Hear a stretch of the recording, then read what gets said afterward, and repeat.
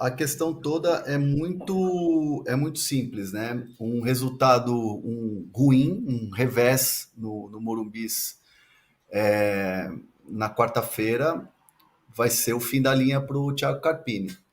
Nas palavras do presidente, e antes mesmo dessa entrevista que a gente vai falar e daqui a pouco, e da maneira que foi, internamente, quando você vai ali buscar versões, né, na diretoria sobre a questão do Carpini, o que vem é isso.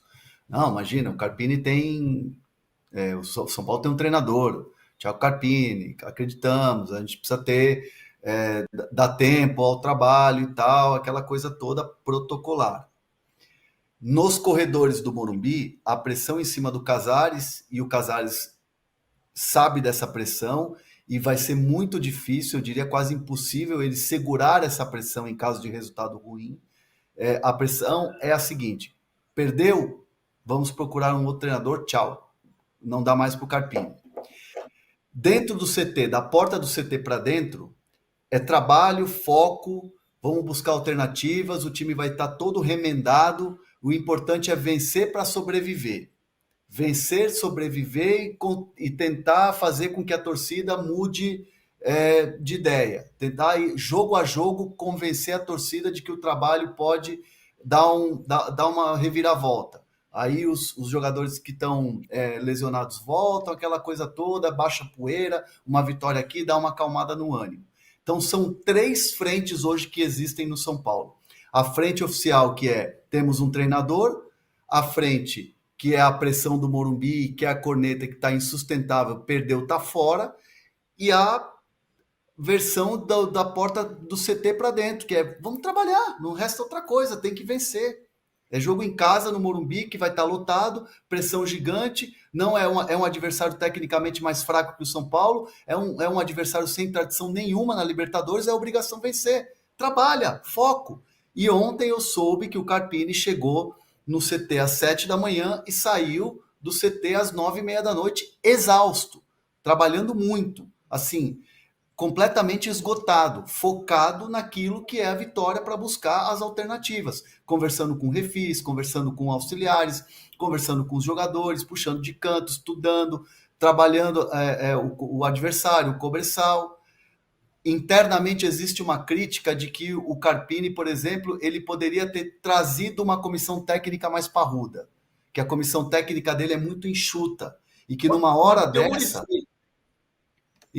Mantém o Muricy. O Muricy é coordenador, PVC. Sim, mas assim você vai ter...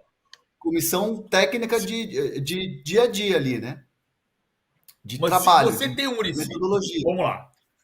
Tem uma história de que quando se foi contratar o Pesolano, que se discutiu muito porque o Pesolano tem um coordenador. E o Pesolano traz um coordenador acima dele, que é o cara que faz a relação interpessoal. Tá, ele poderia ter esse. O problema é que o São Paulo, uma das discussões quando era o Pesolano, e o Pesolano está em quarto espanhol da segunda divisão. É importante separar isso aqui também.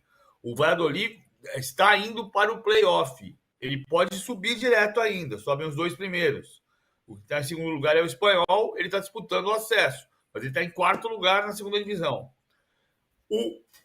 Trazendo o Pesolano, a função do Muricy podia ficar esvaziada. O Carpini vem porque tem uma função para o Muricy. O Muricy é o que dá experiência para essa comissão técnica. Só que assim, o Muricy tem as limitações físicas dele, ok, o Muricy não viajou para Córdoba, por exemplo. Porque o Muricy podia ser esse respaldo, podia ser a sustentação do Carpini. Agora, o que eu acho que ficou claro ontem, pela declaração do Júlio Casares, que a gente vai ver na sequência, é que o Cobressal está para o Carpini, assim como o Puerto Cabelo estava para o Rogério Ceni. Um ano atrás, eu publiquei, você pode procurar no meu blog na época, que o Rogério podia cair mesmo ganhando do Puerto Cabelo. É exatamente a situação do Carpini. A diferença é que daquela vez, gente de dentro do São Paulo dizia abertamente isso: olha, ele pode cair mesmo ganhando do Puerto Cabelo. E dessa vez, ninguém no São Paulo está dizendo isso. Ninguém no São Paulo diz isso. Mas a declaração do Júlio Casares leva a este pensamento. Porque a declaração que a gente vai ver ali é uma perna em cada canoa. São duas canoas e tem uma perna em cada canoa total. Uma perna ele responde para dentro do clube, outra perna ele responde para a rede social, que está doida para derrubar o Carpini. O presidente só tem que tomar a decisão. Ou uma ou Vamos outra. escutar o que ele falou? Ontem, só rapidinho, Domi. Só rapidinho, Domi. Ontem eu estive lá na festa da Federação Paulista e ontem tinha muito intermediário, muito empresário. E os intermediários e empresários já estão se movimentando. Já há um movimento do mercado para treinadores do São Paulo. O mercado já sabe que já o São Paulo vai buscar um treinador e já existe esse movimento. Então, assim, já está muito claro, já está muito exposto e escancarado o mercado. É assim que o mercado funciona. Olha, o Carpini está balançando, se perder, está fora. Os intermediários já pegam o telefone e já começam a oferecer. Olha, fica esperto porque vai ter uma vaga no São Paulo. O mercado funciona. Você quer saber como é que o mercado funciona? Olha para o céu e vê onde tem carniças. Vai ter um monte de urubu circulando assim. É assim que o mercado funciona. Assim, o mercado de empresário, é assim que funciona. E é o que está acontecendo. Eu não estou dizendo aqui que o Carpini tem que continuar com. Não. Na semana passada, teve um desses sites que são que querem impor opinião, né? Você não pode discordar. Eu fiquei com muito receio na quinta-feira passada de eu ter castigado o Carpini, não o Rames. Por quê? Estou dizendo isso porque teve gente dizendo que eu atribuí a derrota do São Paulo ao Rames, o que não é verdade. Eu, inclusive, disse, quando o jogo no primeiro tempo mudou, eu falei, o jogo mudou porque a bola está parando no meio-campo, o São Paulo não está conseguindo agredir, mas a bola circula no pé do Rames. Eu disse antes do jogo que o Rames ia jogar bem, e quando o Rames saiu sem jogar bem, eu disse, ele não cumpriu o que ele prometeu. Não jogou no nível que se esperava dele. Agora, o que eu disse antes foi que quando o Carpini perdeu a janela de alteração, ele vai perder a janela de alteração, mas ele vai perder o jogo se não perder a janela de alteração, que foi exatamente o que aconteceu. Então, não tem ninguém dando a barra para o Carpini. Ao contrário. Agora, existe uma necessidade de você ter planejamento. Né? Você pega os últimos 3 campeões brasileiros, todos entraram com técnico do início do ano no Brasileirão. É regra? Não, não é. Você pode mudar o técnico e ser campeão. Agora, você precisa, nesse caso do Júlio, que nós vamos ver a sonora dele finalmente, quando eu parar de falar, só tomar uma decisão, ou sim ou não. O que não dá é para ter um pé em cada canoa. É isso. Mutada. Acho que você mutou. Desculpa. A gente vai escutar então o que ele falou, o Júlio Casares, para o repórter Felipe Oliveira, do Arquibancada Tricolor, que gentilmente deixou a gente usar esse trecho para poder falar em cima disso. Vamos ver. Ele é técnico, ele está trabalhando, vamos entender que ele está no começo de um trabalho. Nós não podemos julgar e demitir um técnico antes de um trabalho um pouco mais longínquo. Mas é uma atividade que requer sempre uma avaliação que é jogo a jogo. Por enquanto ele está trabalhando com o elenco e tem o jogo quarta-feira, e vamos com calma, porque às vezes você demite um técnico e o próprio dirigente é criticado porque tão prematuramente demitiu. A narrativa da imprensa a gente entende é a notícia. E a notícia de hoje é que ele é técnico do São Paulo, com o nosso apoio, com o apoio dos atletas, e está trabalhando. Vamos aguardar. Elenco e diretoria estão fechados com ele? Sempre, claro. Tem várias coisas nesse vídeo, né? Assim, parabéns pelo trabalho, Felipe, porque não desistiu da entrevista, mesmo quando o Casares entrou no elevador, foi com ele. Tem o estudante ali, né? Esmagado na parede, sem saber se ri, se olha no espelho, se fica sério, se abaixa. E tem essa declaração, né? Com o pé em cada canoa, PVC. Adorei essa analogia. Não, mas é isso, assim. Eu até entendo que o Júlio Casares... Perdão, tô tomando água por causa disso. Eu até entendo que o Júlio Casares tenha se sentido surpreendido e que não entendesse que ali era uma entrevista formal, porque ele estava numa faculdade. Né? Ele fez essa entrevista nos corredores e elevadores da Escola Superior de Propaganda e Marketing, ESPM. Então, ele pode ter menosprezado a entrevista. O fato é que hoje tudo repercute e repercute a partir dos sites de São Paulinos. O Júlio é muito o presidente Trending Topic. Ele governa olhando para a rede social. Ele governa assim, ó. É assim que está governando. Então, o que está acontecendo? As redes sociais querem a queda do Carpini ontem. As redes sociais não querem a queda do Carpini amanhã. As redes sociais querem a queda do Carpini ontem. E a arquibancada do Morumbi, porque muitas vezes é importante fazer essa diferenciação, a arquibancada tem um tipo de gente e rede social tem outro tipo de gente. Neste caso, há um consenso, estão caminhando juntos. A arquibancada também está contra a permanência do Carpini. A arquibancada também contesta o Carpini. É fato. Agora, a decisão. O treinador está trabalhando para montar o time e ganhar do Cobressal. Quando você vê uma declaração dele, dessa, dizendo neste momento ele está trabalhando, mas vamos aguardar. Vamos aguardar o quê? Aguardar perder para o Cobressal? Aguardar ganhar do Cobressal? Como é que fica a cabeça do treinador nesse cenário? Eu sei que ele termina dizendo junto sempre. Ele está dizendo, e importante, ele foi ao CT ontem. Então, a presença do Casares, muitas vezes quando o diretor quer demitir, o presidente quer demitir, ele não aparece, ele some. Não foi isso que o Casares fez ontem. O Casares esteve presente. O Casares foi manifestar seu apoio vivo dentro do CT. Mas a declaração é totalmente ambígua. Não, ele está trabalhando, ele é o técnico do São Paulo, nesse momento ele está trabalhando, vamos aguardar. Para que lado nós estamos indo? É muito do que se fala nos bastidores do São Paulo. É assim, no oficial, interlocutores do presidente, pessoas próximas do presidente, diretores. São Paulo tem um treinador, poxa, o Carpini é até ruim com ele, pô, o cara novo, o cara ganha super. As palavras do presidente, parece que é um mantra, parece que é um manual que foi entregue para todo mundo, fala assim, ó, vamos cuspir isso aqui para todo mundo que perguntar. Beleza, tá certo, é uma maneira de se comunicar. No off também, assim. Aí, quando você vai falar com pessoas que a gente sabe que tem ali certo poder de decisão ou até de persuasão dentro do Morumbi, essas pessoas que muitas vezes ficam nos corredores, nas sombras e não aparecem, e essas pessoas têm palavra de peso lá dentro, essas pessoas falam o seguinte: não dá mais. Não dá mais. Não dá para chegar com o treinador e vai sair na fase de grupos da Libertadores. Vai perder o começo do brasileiro, não vai conseguir vencer, aí vai ficar tarde, porque o brasileiro é regularidade. Daqui a pouco toma uma. Foi exatamente o que eu ouvi. Daqui a pouco toma uma cacetada na Copa do Brasil. Copa do Brasil é o campeonato milionário e o São Paulo ganhou no ano passado.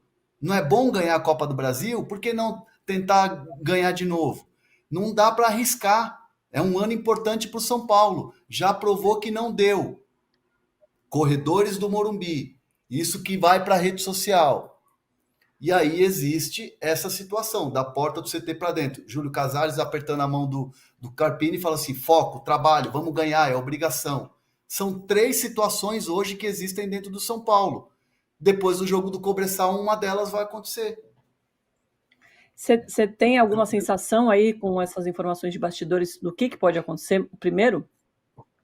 Tá muito no resultado do jogo. Perdeu, assim, eu não gosto muito dessa coisa assim de ficar fomentando e tal, mas do jeito que tá hoje, é muito claro, pelas informações que eu tenho, perdeu para o Cobressal, vai ficar insustentável. Mas eu acho que está mais do que isso, Hernan. Porque vamos voltar lá. O Cobressal está para o Carpini, assim como o Puerto Cabelo estava para o Rogério no ano passado. O ano passado a informação. No ano passado era informação. O São Paulo pode ganhar do Puerto Cabelo. Se jogar mal, o Rogério está na rua. Era essa a informação. E a informação se confirmou. O São Paulo ganhou 2-0, não jogou bem. O Marcos Paulo fez o gol que tinha tido problema com o Rogério caiu mesmo assim. Hoje não é informação, é sensibilidade. É a mesma coisa. Se o São Paulo ganhar do Cobressal 2-0, jogando um futebol mais ou menos, a pressão vai ser muito grande e o presidente, pela declaração que ele deu agora, não sustenta. Não sustenta. E não é, na história, não é apenas com técnicos de pouco nome que acontece isso. Vou buscar lá no passado, porque se fosse em tempo de rede social, o Cilinho jamais teria sido campeão paulista pelo São Paulo. Porque o Cilinho assumiu em 84. Estou falando porque o Cilinho é um dos técnicos mais conceituados da história do São Paulo, que chegou ao São Paulo como um nome absolutamente sem peso. O Cilinho tinha sido técnico da Portuguesa e tinha fracassado no Santos. E era técnico de 15 de Jaú, de Ponte Preta. Aí ele assumiu, terminou o Campeonato Paulista em terceiro lugar e continuou. Foi eliminado na primeira fase do Campeonato Brasileiro e continuou. E o presidente era o Aidar, que estava ontem na festa. E foi campeão paulista com um dos times maiores da história do São Paulo, que era dos Menudos. Quando o Pepe chega e é campeão brasileiro, e na segunda rodada, coincidência da Libertadores, ele ganha do Cobreloa, que também é de Calama, o Pepe é demitido. Depois de um jogo contra o Santos, porque era a segunda rodada da Libertadores, o São Paulo queria ganhar a Libertadores e não acreditava no Pepe. E o Pepe era o técnico campeão brasileiro. Isso levou a lugar nenhum. O São Paulo acabou sendo campeão paulista naquele ano. Mas, assim, precisa ter convicção.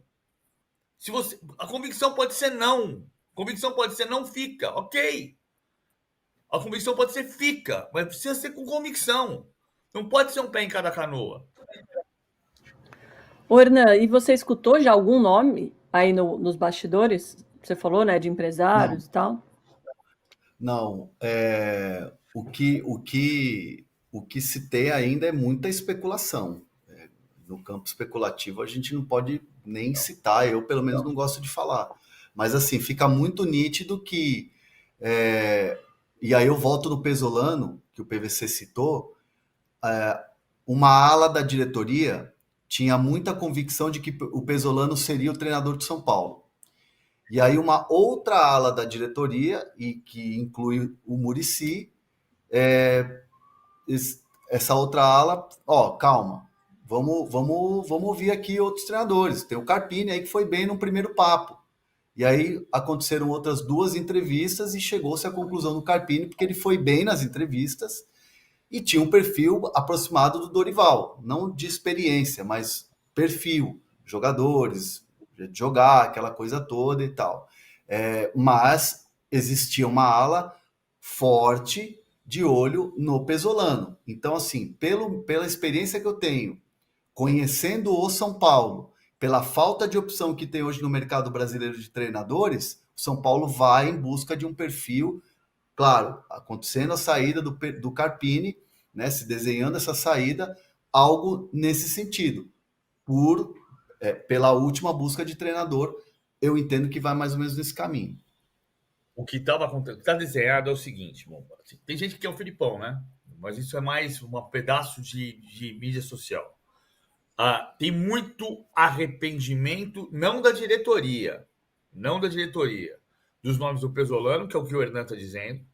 E o caso do Pesolano, o fato dele ter um coordenador tinha um peso, porque anularia a função do Muricy, e o fato de o Pesolano ter que ocupar a relação com os jogadores por meio desse coordenador, ou seja, ele é um cara que o jogador está insatisfeito, problema dele.